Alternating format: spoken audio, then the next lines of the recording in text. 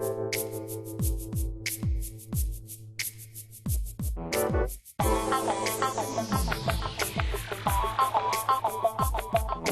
individual's handicapped by coming face to face with a conspiracy so monstrous he can't believe it exists.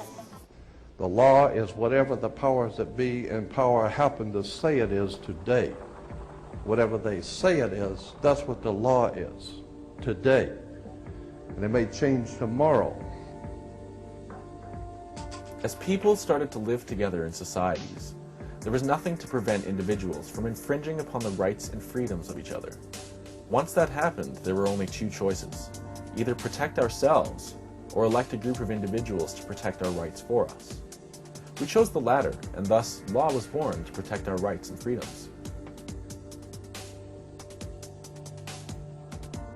We have no law in America. And understand that. There's a Roman maximum in law that says, "For he that would be deceived, let him."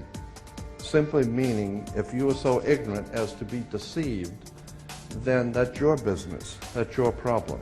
So you need to do your homework and find out what the words mean, especially in relation to law and government. Because there is a world of occultism that is operating today throughout the world, in which you use certain words, and when those words are used in a court, they don't mean the same thing at all.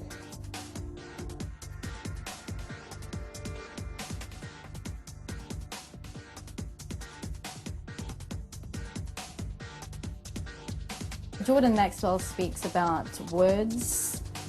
Words are definitely his forte. He also speaks about where words come from.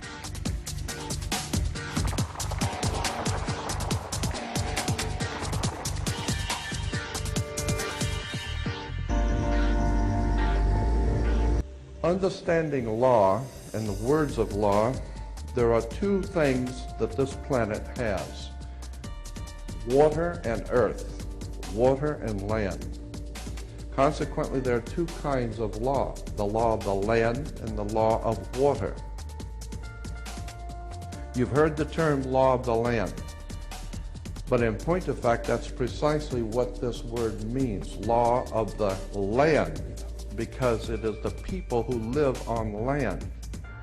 And that is opposed to something else called the law of the high seas, or the law of water. You need to understand the difference. The law of the land is the law of the culture that lives on the land. And so consequently, the law of the land is different in every country. You can do things in America you can't do in Russia. You can do things in Africa you can't do in England. So the law of the land is the law of the culture that lives on that particular land. However, there is a higher law that dominates the entire world. It's called the law of the water, or the law of the high seas. The law of water is referred to as the law of money. It doesn't matter what color you are, where you're from, or where you live. Money is money. And anytime you're doing banking or using money, you are now under the law of water, maritime admiralty. In the film, The Occult World of Commerce, Jordan Maxwell and Jason Whitney give a great overview explaining in depth the important differences between the two law systems, how they were merged, and how this affects how we live today. Countries' laws end at the borders of their land. It's also known as common law, the law of the common people. A proper English common law was originally based on the Ten Commandments section of the Old Testament of the Christian Bible, but it's also considered to be common sense law. The common law that's developed over time has but one purpose. That sole purpose is to protect our fundamental rights and freedoms of life, liberty, and property.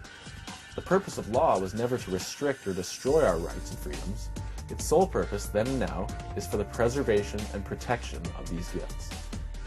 There are two different kinds of law. There is civil law, which is the law of the land, and there is UCC, which is maritime law. UCC stands for Uniformed Commercial Code, which was created thousands of years ago by the Phoenician Canaanites. Marine law The law of water is the law of money, or currency. It is the law that governs all money in the world, and is the same type of law in every country with a central bank. It is also known as commercial law, covering all forms of commerce. You may not have heard of the Uniform Commercial Code, or the UCC, but it is the foundation of how all modern financial transactions are handled, and while very complex, understanding it gives a great insight as to how the banking game is played.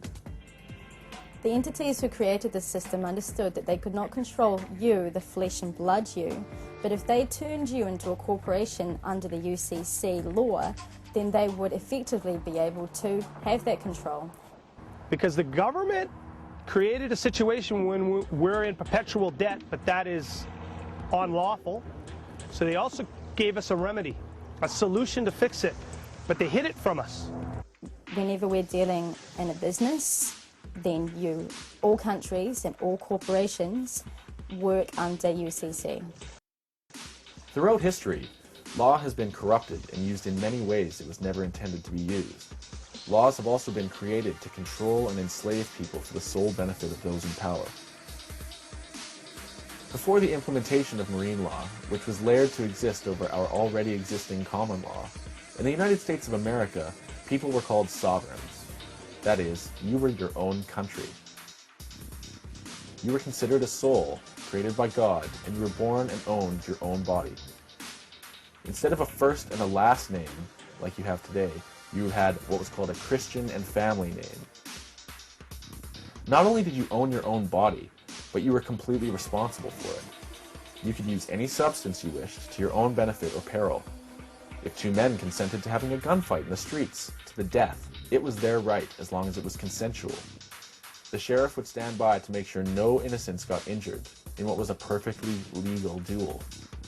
Self-responsibility was the order of the day, which was either a blessing or a curse to the people. Common law ruled the land. Treat others the way you want to be treated, the real golden rule.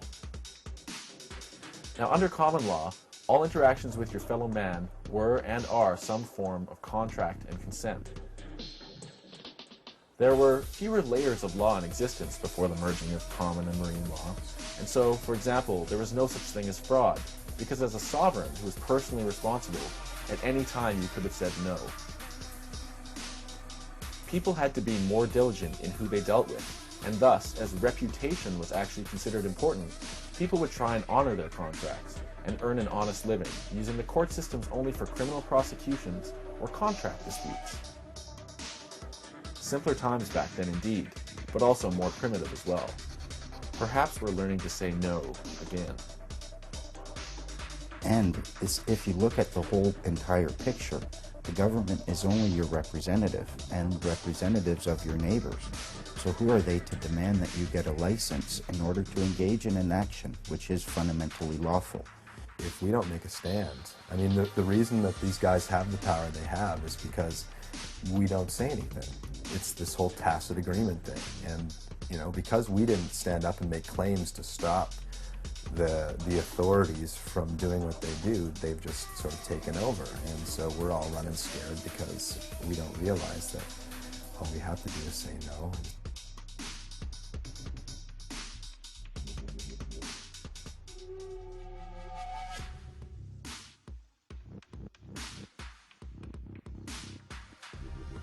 You need to understand there's legal and lawful, and there's illegal and unlawful. Legal means you are operating correctly by the form or by the letter of the law. Lawfully tends to speak to the spirit of the law as opposed to the letter of the law.